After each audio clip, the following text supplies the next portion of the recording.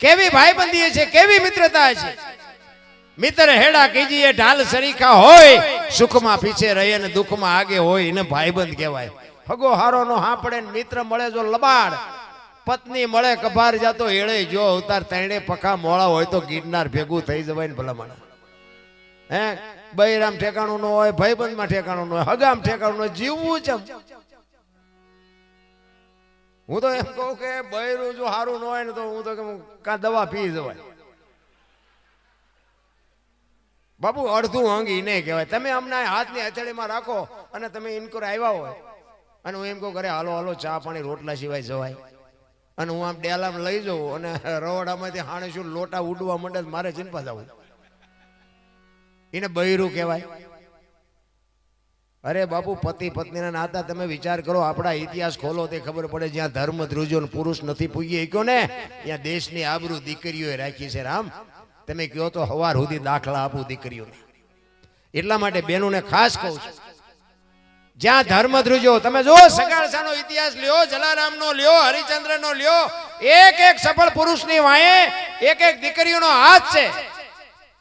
ચંગાવતી નો હોત તો સગાળસાને કોઈ ન ઓળખત, તારામતી નો હોત તો હરિચંદ્રને કોઈ ન ઓળખત, વીરબાઈ નો હોત તો જલારામને કોઈ ન ઓળખત, દેવદાસ બાપુને અમરમાં ન હોત તો કોઈ ન ઓળખત, સવારામ બાપાને જબુમાં ન હોત તો કોઈ ન ઓળખત। એક એક દીકરીઓનો હાથ છે બાપુ। સફળ પુરુષો તઈ થયા છે। આ આખી દુનિયાને મેં આ મોટી મોટી શિખામણ દઈને ઘરે જઈને બકાલું સુધારવા બેહવું પડતું હોય તો પ્રોગ્રામ ને દિવાળી મુકાય ને। અને આપણે, હું એવું અભિમાન નથી કરતો, પણ આ બધો ઘરનો ડાયરો છે। તમે તમારા બધાનો આ વિડીયાના માધ્યમથી તમે બધા મને જાણતા છો, મારે તો આ પહેલી મુલાકાત છે, પણ હું એવું અભિમાન નથી કરતો। પણ બાપુ, ઘરે કંઈક સંસ્કાર એવું આપજો દીકરાને, દીકરાની વહુને કે પોતાના બૈરાને, કે આપણે ઘરે ન હોય ને આપણી આબરૂ માથે ડાઘ ન લાગે એવું કંઈક શિક્ષણ આપજો। અને અખતરો કરવો હોય ને તો બાપુ, હું એવું અભિમાન નથી કરતો, પણ આ વ્યાસપીઠની સાક્ષીએ કહું છું, તમે મારી હાજરીમાં મારા મહેમાન થાવ ને હું તમને આવકાર આપું એ કઈ બહુ મોટી વાત ન કહેવાય, પણ આપણી હાજરી ન હોય તેથી આપણા ઘરે કોક દીક મહેમાન થાય જો તમને એમ થાય કે વાહ દોસ્ત વાહ। બાકી હું, તમે મને હાસ્યું હોય, તમે મારા ઘરે આવો મારે તમને હાસવા પડે એ કઈ બહુ મોટી વાત નથી। ઘરનું માણા તો બાપુ સારું હોય તો જીવવાની મજા આવે, નકર શું જીવવાનું ભલા માણા। બાકી તો જીવનમાં ઉતરતું નથી। અમે તો આ બધા રાડ્યું પાડી પાડીને થઈ ગયા, અમે નહીં સંતો રાડ્યું પાડી પાડીને થઈ ગયા। હું તો કોઈને બીજી ભલામણ કરતો જ નથી। મેં કીધું એમ, એક મા બાપની સેવા કરો અને વ્યસનથી આઘારો અને કુટુંબ પરિવારની એકતા રાખો, બસ બીજું કાંઈ કરવાની જરૂર નથી। 40 લાખની ગાડીઓ લઈને નીકળે, વાયલી સીટમાં જુઓ કૂતરો બેઠો, બોલો લબરક લબરક કરતો। આમાં માને બાપાને બેહર્યા હોય તો, અરે અમને સારું જોડું નથી જડ્યું, અમારો દીકરો કેવી ગાડીમાં ફેરવે। જિંદગીમાં મારા બાપ કાંટો ન વાગે, કાંટો। મા બાપના એક જ આશીર્વાદ બાપુ, વિધિના ચકડા ન ફેરવી નાખે તો આપણે ભજન ગાવાનું બંધ કરી દઈએ। વિધિના ચકડા ફેરવી નાખે અને એમાં માં મોઢે બોલું, માં હાથે નાનપણ સાંભળે, ઈ મલક બધાની મજા પછી કડવી લાગે કાગડા।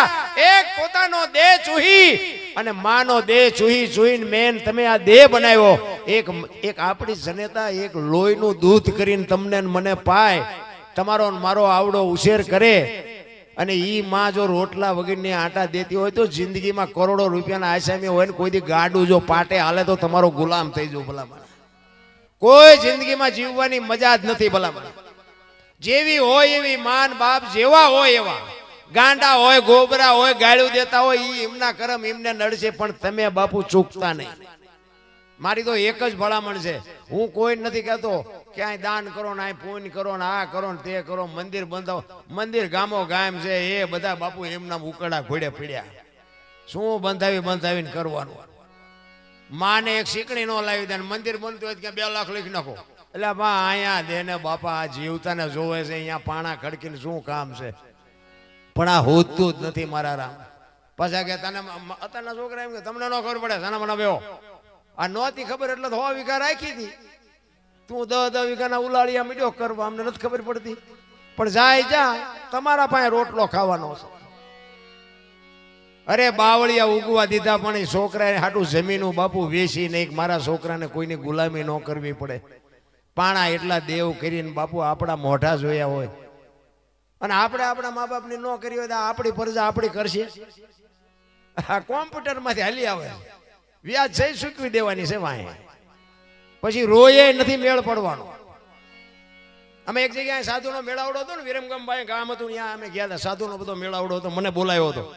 એટલે અમે અહીંયા ગયા ને પછી એક બાબુ કહેતા હતા, એ કે તમારા જેવા કહે છે, અમે સાધુ સંતો કહે છે, પણ આ માણસને કેમ સાંટો પડતો નથી, આનું કારણ શું? બાબુ તમે બધા સંતો છો, તમે તો તમારે તો ઓનલાઈન હોય, વાત કરતા હોય તો. એ કે એમ નહીં, પણ કે આમાં કાંઈક તો ઉતરવું જોઈએ. પણ મેં બાબુ મને એક રસ્તો સુજે, પણ મારું કીધું કોઈ માને નહીં. મને કે કેમ? મેં કીધું હું કહું એમ જો કરે ને તો આખી દુનિયાના મા બાપ જો કોઈના દુખી થાય તો હું તમારો ગુલામ થઈ જાઉં. બાપુ મારા આમ જોઈ રહ્યા કે તમારી પાસે એવો શું આઈડિયા છે આપણી પાસે, પણ મારું કીધું કોઈ કરે નહીં ને. પણ મને કે કયો તો ખરા. મેં કીધું બેનું ને છે ને સાસુ સસરા નથી ગમતા, મમ્મી પપ્પા ગમે છે. અને ભાઈઓને મેં કીધું સાસુ સસરા ગમે છે અને મમ્મી પપ્પા નથી ગમતા. આ બેનું હારે જાય છે ને એના બદલે ભાઈઓ હારે જાય તો સમાધાન થઈ જાય કે ન થઈ જાય? બાપુ એ કાન પકડ્યો, એ કે બાપુ તમારી વાત વિચારવા જેવી, વિચારવા જેવી નહીં. જો આ વાત અમલમાં મૂકી દો, જો બધા આશ્રમ ખાલી ન થઈ જાય મને કહેજો. બેન ને તો અહીંયા મમ્મી પપ્પા મળી રહે, અને આ ભાઈ અહીંયા જાય એટલે સાસુ સસરા અહીં ના મળી રહે. ડખા થાય કોઈ દી? સાચું સમજાતું જ નથી. આ ભજન સત્સંગમાં બધા મારા જેવા તો શું, હું તો કોઈ કલાકાર નથી, આ તો મારું ચમ હાલી ગયું, મારો રામ જાણે. આપણે તમે સાંભળો છો, અહીંયા અમને કોઈ હજી સાંભળતું નથી. એમાં આ લાઈવ છે ને, લાઈવ અત્યારે અહીંયા મારા વિરોધ અહીંયા બેઠા બેઠા હળગતા છે. અમારો દીકરો ક્યાં પહોંચી ગયો છે, આવડો મોટો માંડવો ને એટલા બધા અહીંયા બેઠા બેઠા હળગતા છે હો. અને ઈવડે હળગે છે ને એમાં મારું હાલ્યું જાય છે.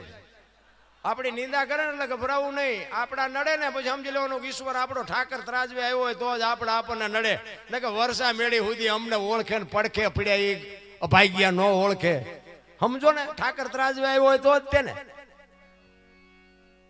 આપણે છે ને જે કરે એને કરવા. કારણ કે અન્ન સમય ઔષધિ ઝરણા સમૂહ જાપ, કૃષ્ણ સમૂહ દેવતા, નિંદા સમૂહ પાપ. મહાપુરુષો કે છે એક નિંદા જો કરવાનું મેળ પડી જાય ને બંધ કરવાનું તોય બાપુ મેળ પડી જાય. એક ગામ હતું ને, એમાં 4-5 સાધુ આવ્યા. એક તમને દ્રષ્ટાંત આપો. 4-5 સાધુ આવ્યા ને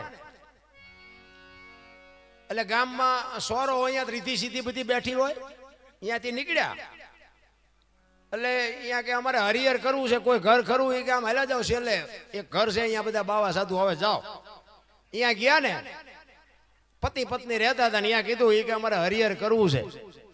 એટલે ભાઈએ કીધું કાંઈ વાંધો નહીં, કે તમે બાપુ બેહો, એ કે તમને રોટલા બનાવી દે. કે ના, તમારા ઘરના ને કયો એક અબોટ બેડું પાણીનું ભરી આવે અને કાચું સીધું અમને આપે, અમારી હાથે રસોઈ બનાવીને જમી લઈશું. એટલે બેન પાણી ભરવા માટે ગામના કુએ જાય. એ બેન બેડાને ઉટકી સાફસૂફ કરી અને ગંગાજળ જેવું પાણી ભરીને માથે હેલ મૂકીને બેન હરખાતી હરખાતી હાલી આવતી હતી. આજે અમારા ઘરે સાધુ આવ્યા, અમારા સાધુ જમશે, આજે અમે ધન થઈ ગયા, આજે અમારું આંગણું પાવન થાય. હરખાતી હરખાતી બેન આવતી હતી. એમાં કેડામાં એક પ્રસંગ બન્યો. બેન હાલી આવતી હતી ને, કેડામાં એક નાગને નોળિયો બાંધતા હતા. એટલે નોળિયાએ નાગને મારી નાખ્યો. નોળિયો વયો ગયો. ઉપર હમણી ઉડતી હતી. આ નાગ છે ને, હમણીનો શિકાર છે.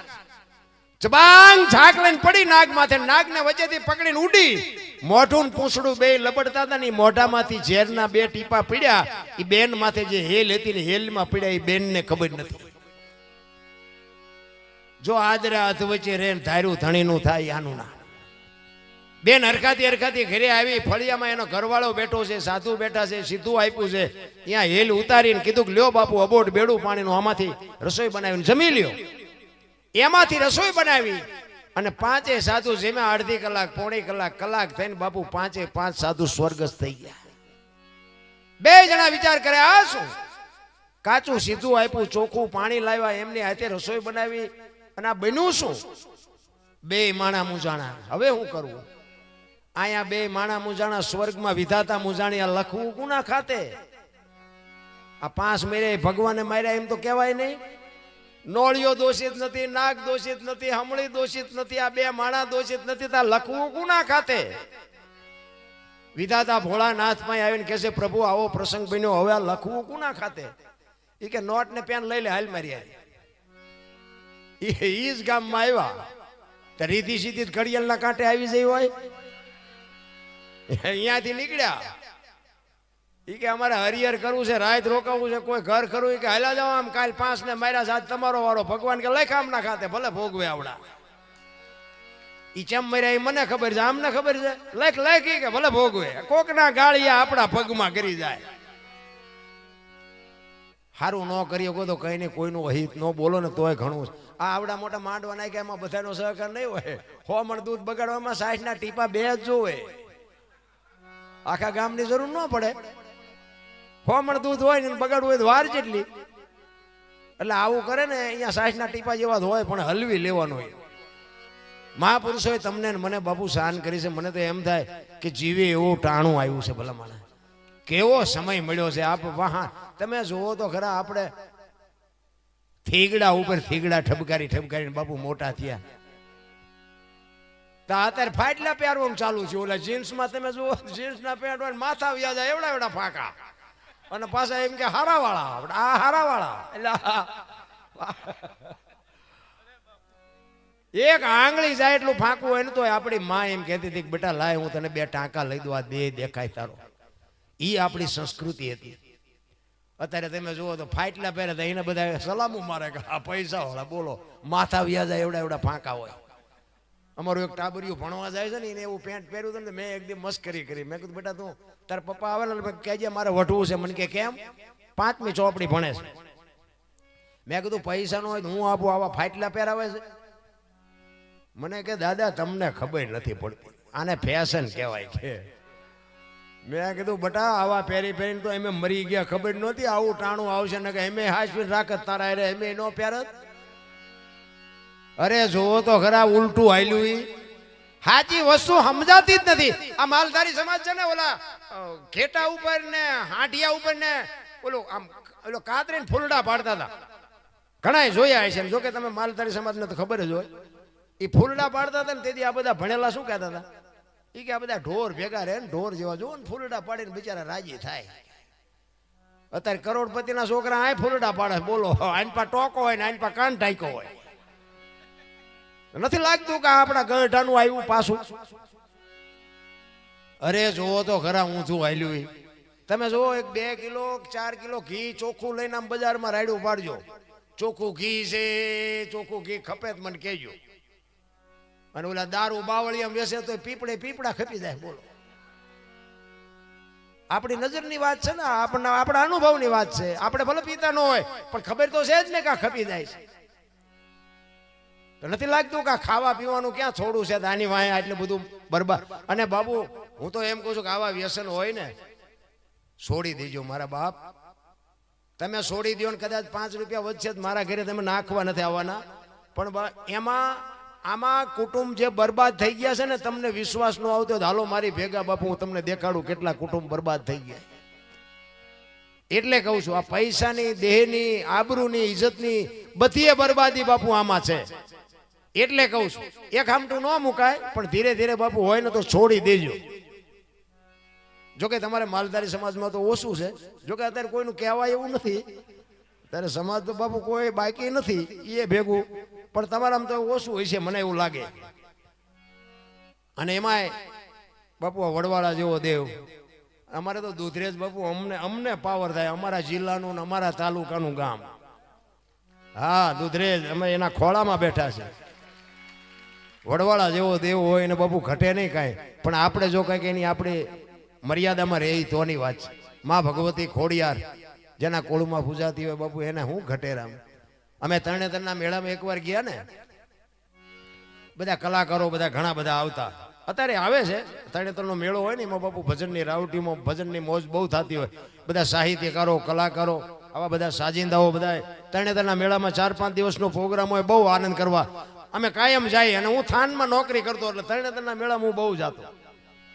એમાં એકવાર અહીંયા બધા ઓલા ભૂરિયા આવે, ભૂરિયા વિદેશના બધા, તમે ગયા હોય તમને ખબર હોય. એટલે એ ભૂરિયાની છે ને એ અહીંયા કણે એમની પાસે ગમે એટલા રૂપિયા હોય, બાકી આ તો ઢોરા જેવા જ લાગે. ઓલો ઘોડાનો સામાન હોય ને તો એના ઓલા ઘોડાના પટ્ટા બાંધવાના હોય, આગમ દોરો ને ઝેરબંધ એ બધું હોય ને તો એ એમના ડીલે આમ કરે. એ આ કેસા લગતા આ તારા હાટું જ છે, તું ઘોડો છો. ચારણો અમારે 2-3 ચારણો બેઠા હતા અને બધા કલાકારો બધા હતા. ઈશ્વરદાનભાઈ ગઢવી હતા, એ મને ખાસ યાદ છે. આજે એક સાહિત્યનો બાદશાહ કહેવાય, આજે આ દુનિયામાં છે નહીં, પણ એ ઈશ્વરદાનભાઈ ગઢવી આ વાત કરેલી. અમે અહીંયા હતા જ, બેઠા હતા. ઉપેન્દ્ર ત્રિવેદી, અરવિંદ ત્રિવેદી બધા ત્યાં હતા. અને એ ભૂરિયા એ કંઈક વાત તો કરતા, એનું હું તો નહોતો સમજતો, પણ એ મને આમ પછી વાયેથી ખબર પડી કે આનું કહેવાનું આમ થતું હતું. એ કે તમે આ ભજન ગાઓ છો, ના વાર્તાઓ કરો, ના તબલા વગાડો, ના બેન્જા વગાડો, ના દેકારા કરો, આમાં તમને વળે શું? એ કે વિદેશમાં અમારા દેશમાં જોવો કેટલું વિજ્ઞાન આગળ છે, તમે હજી કે આમાં નામાં પડ્યા છો. અને પછી બાપુ ઈશ્વરદાનભાઈ ગઢવીએ માં ભગવતી ખોડિયારની વાત કરી લી. એ કે ભૂરિયા તું હા ભાઈ, એ કે અમારા એક મામડિયા ચારણની હાથ દીકરીઓ ને ઈ આવળ જોગળ ધોગળ સાસબાઈ બીજબાઈ હોલબાઈ માં ભગવતી ખોડિયાર ઈ હાથ બહેનો ને એકનો એક ભાઈ મેરખ્યો એને હરપ કરડે અને વૈદ આવીને એમ કે પાતાળ માંથી કૂપો લઈ આવો. દીવ ગયા પહેલા જો કૂપો આવે ને તો આ દીકરો બેઠો થાય. તેદી માં ભગવતી અમારી ખોડિયારે ભેળિયાને ગાંઠ મારી અને હુરજને કીધું તો કે હે હુરજ, હે મારા બાપ, અમારી હાથે બેનુનો વિહામો વિયો જાહે, તારે જોતા હોય તો અમારી હાથે બેનુના જીવ કાઢી લેજે, પણ મારા ભાઈને કાંઈ થાય નહીં, કૂપો આવે નહીં ત્યાં સુધી મારા બાપ તો ઉગજો નહીં. તેથી મેં કહ્યું ઈ કે અમારી દીકરી જો હુરજને ઉગતા રોકી શકે, તારું વિજ્ઞાન રોકી શકે? ઈ અમારી ખોડિયા, વિચાર કરજો, ઈ માં જેના કુળમાં હોય ને હું ઘટે મારા રામ. પણ બાપુ જેને દેતા આવડે એને લઈ લેતા આવડે, ઠેકડા નો મારતા. બહુ સમય આવે ને વળી જાય. અમારે હમણાં યશપાલભાઈ ના ઘરે બેઠા હતા ને તે અમે વાત કરતા હતા, એ કે દુનિયાને ઉતરતું નથી. મેં કીધું બધાને દેખાય છે પણ પાછા હતા એવા ને એવા થઈ જાય. કચ્છનો બારવટીઓ દરિયામાં નીકળ્યો, એ તમારો ઇતિહાસ છે. જેસલ એ લોડ મિનાર ઉલળવા એટલે એને નક્કી કરી લીધું કે આમાંથી બચી જાય ને તો હવે આ તલવાર મૂકી દેવી છે ને એક તારો લઈ લેવો છે. એ નીકળી ગયા હોરા, અને પછી બાપુ જીવો ત્યાં સુધી તલવાર નથી ઉપાડી. અને આપણે ઓલી ધરતી કપ થયો હતા બપોરે ધૂનું બોલતા હતા શ્રી રામ જય રામ. મેં કીધું આ બોલ્યા હોત તો થાત જ નહીં. તેથી એમ થતું હતું કે આખી દુનિયા સુધરી જાય, અત્યારે નવા કોટા ફૂટ્યા હોય એવું ન લાગતું. ત્યાં પાછું એમાં ન સમજ્યા હતા, કોરોના આવ્યો, કોઈ કોઈને અડતું જ નહોતું. બોલો, મારા બાપા છે ને મારી માં છે ને મારી વહુ છે ને, એટલે તારી વહુ છે ને એટલે પાણા હડસેલ ઓલા જીસીબી એમ હડસેલતા, કોઈ કોઈનો ધણી જ નહોતું. તોય નો કોઈ સુધર્યા. તમે જોવો તો આપણને એમ થાય હારો જેસલ પાપી કે આપણે પાપી, આપણને આંખે નથી ઉતરી. જેવા હોય એવા ને એવા બહાર નીકળે તા પાછા એવા ને એવા. બાકી ઈ તો છે ને બાપુ બધી નોંધ કરે. ગામમાં એક મૂર્તિકાર હતો ને, મૂર્તિઓ બનાવતો હતો, એને કોકે કીધું કે તારા જેવી બનાવીને, એટલે એના જેવી બનાવી 2 3 5 7 ને 15 મૂર્તિ બનાવી. અને એમના દૂધ જેથી લેવા ને આવ્યા ને એને ખબર પડી કે મને લેવા આવે છે. એ 15 મૂર્તિ હતી એના ભેગો હુઈ ગયો, શ્વાસ બુવાસ રોકી. એ કે જો આમાં મને નો ઓળખે ને તો હમણાં થોડાક દી લેરખા કરી લઈ. હા હમણાં ઓલા પણ શું નાગ નીકળ્યો તો 2-3 જણા કે અહીંયા તાકી રહ્યા હતા. મેં કીધું એ 2-3 તાકી રહ્યા અમારા ભજન નહીં સાંભળે. હવે એના જોવાના, એના સાંભળવાના. આમ જ છે બધું. ઈ કે જો આમાં મને ઓળખે નહીં ને એમના દૂધ તો કે હમણાં થોડોક ટાઈમ જલસો કરી લે. એ પાણાની મૂર્તિ હતી ને એના ભેગો હુઈ ગયો, સુવાસ બુવાસ રોકી.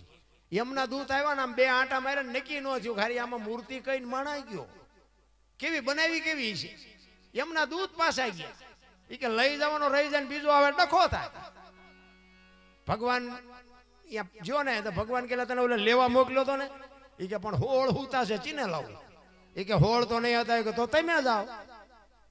ભગવાન આવ્યા ને બાબુ, ભગવાને 2 આંટા માર્યા ને ભગવાનને કાન પકડવો પડ્યો કે વાહ તારી કારીગરી, વાહ મને નથી ખબર પડતી કે આમાં માણા કયો મૂર્તિ કઈ. પણ ભગવાન તો ભગવાન છે, આપણને બનાવ્યા છે, એ તો એ લઈ જ જાય. ભગવાન વિચાર કરે કે વાહ કપાતરને હું ન લઈ બીજો લેવા કોણ આવે. એ 2 આંટા માર્યા નક્કી ન થયું ને પછી આમ એક બાજુ ઉભો વખાણ મીંડો કરવા. એ કે આની મૂર્તિ, આની હથોડી કેવી છે, આની સીણી કેવી છે, આ કારીગર કેવો હશે. ત્યાં ઓલો તરત હેલ્યો કે મેં જ બનાવ્યું. કે બેટા તને જ લેવા આવ્યો સાહેબ.